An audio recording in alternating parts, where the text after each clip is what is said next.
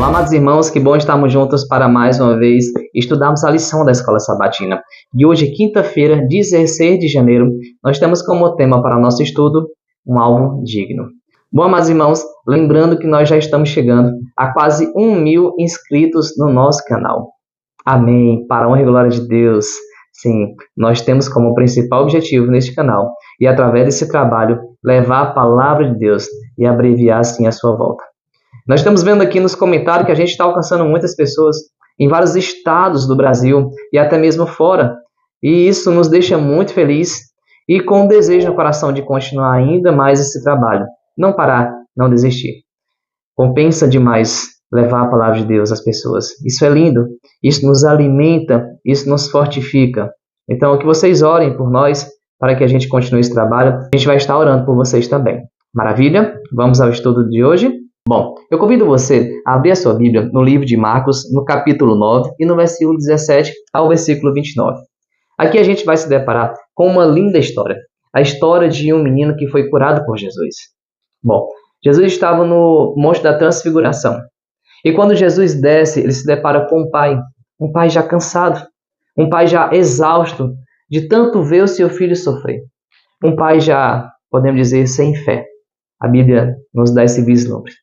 Bom, esse pai tinha encontrado com os discípulos, pedido para que os discípulos o curassem seu filho. E os discípulos não puderam fazer isso. Então, Jesus surge ali diante desse pai e ele conversa com Jesus. E ele diz o seguinte, versículo 17. Mestre, eu trouxe meu filho para o Senhor porque ele está dominado por um espírito mau e não pode falar. Sempre que o espírito ataca meu filho, joga no chão e ele começa a espumar e a ranger os dentes. E ele está ficando cada vez mais fraco. Já pedi aos discípulos do Senhor que expulsassem o espírito, mas eles não conseguiram. E Jesus, aqui no versículo 21, pergunta ao pai, quanto tempo faz que o seu filho está assim? E o pai respondeu, ele está assim desde pequeno.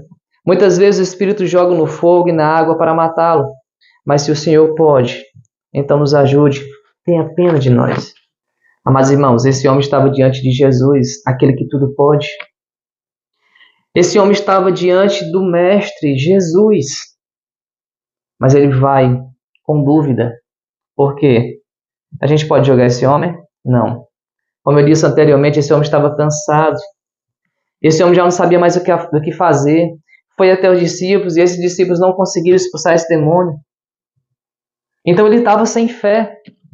Mas, amados irmãos, para a alegria desse homem, para a minha e para a sua alegria, é que não importa o tamanho da nossa fé para Jesus. E o que importou para Deus é o mesmo que importa de Deus para comigo e com você.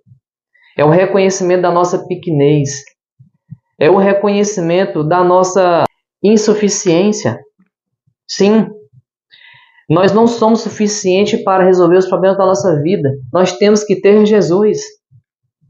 É por isso que Cristo todos os dias fala para nós, para que nós venhamos a colocar Jesus como centro, como a base de nossas vidas. Sem Jesus nós não somos nada. Está aqui um pai recebendo a alegria de ter seu filho curado. Por quê? Porque buscou a pessoa certa, o único que podia ajudá-lo. E a gente vê esse homem não só vendo a cura de seu filho, e a gente vê também um outro milagre acontecendo. Mas vamos à cura do filho.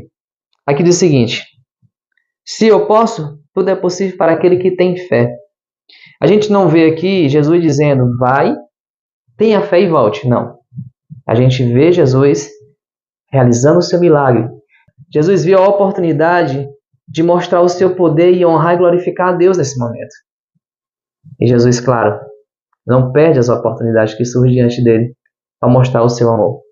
E aqui, o pai grita, eu tenho fé. Ajuda-me a ter mais fé ainda. Olha só que lindo, irmãos. Quando Jesus viu que muita gente estava se juntando ao redor dele, ordenou ao espírito mau, o espírito surdo mudo, saia deste menino e nunca mais entre nele. Esse homem, ele reconheceu que não tinha fé. Esse homem reconheceu que ele não era suficiente. Ele vai até Jesus dizendo que tem fé. Mas ao mesmo tempo ele diz, Senhor, ajuda-me a ter mais fé. E esse homem passou a ter ali diante dele a alegria de ver o seu filho curado e também passou a ter a sua fé restaurada. 2 milagres aconteceram aqui, amados irmãos. O milagre do filho e o milagre do pai. O pai, com sua humildade, teve a alegria de presenciar o seu filho sendo curado. Como não saiu a fé desse homem? Totalmente restaurada, totalmente renovada. E é isso que Cristo Jesus quer fazer na sua e na minha vida, amado irmão.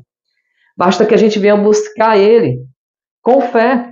Pois aqui no livro de Hebreus, no capítulo 11, no versículo 6, diz que sem fé nós não podemos agradar a Deus. A Bíblia diz que é impossível agradar a Deus.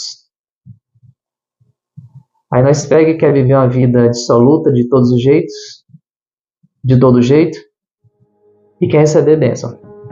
Sem fé?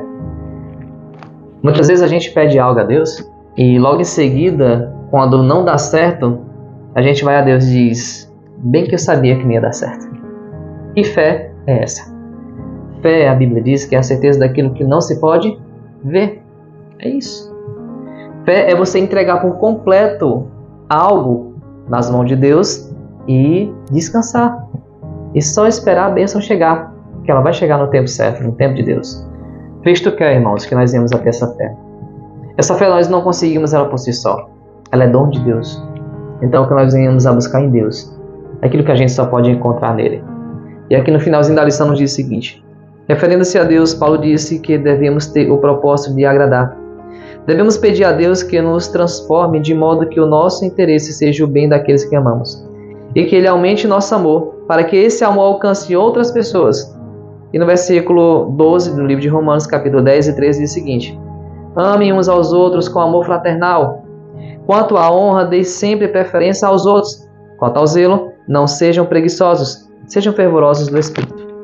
Aqui a gente vê um pai intercedendo pelo seu filho. Mas ei, você está intercedendo por aqueles que te perseguem? Pelos aqueles que já rejeitaram a Deus na sua frente? Pelos seus familiares que hoje te perseguem por você ser cristão? Interceda por eles. Busque em Cristo Jesus a salvação para essas pessoas. E com certeza Deus, Ele vai atender. Porque o desejo de Deus é salvar a todos nós. E em nome de Jesus isso vai acontecer.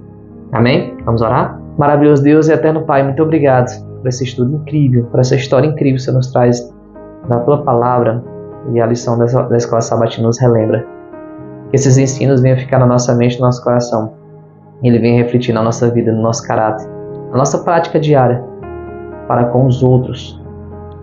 Se a gente olhar os 10 mandamentos, a gente vê os 4 mandamentos falam do amor a Deus e os 6 últimos falam do amor ao próximo. Então o Senhor quer que a gente cuide das pessoas, que a gente ame e que a gente leve elas, com o Espírito Santo, aos Teus pés, a viver a vida contigo, aqui nessa terra e para toda a eternidade. Que assim seja em nossas vidas, que o Senhor nos perdoe, nos limpe, nos restaure. Em nome de Jesus, amém.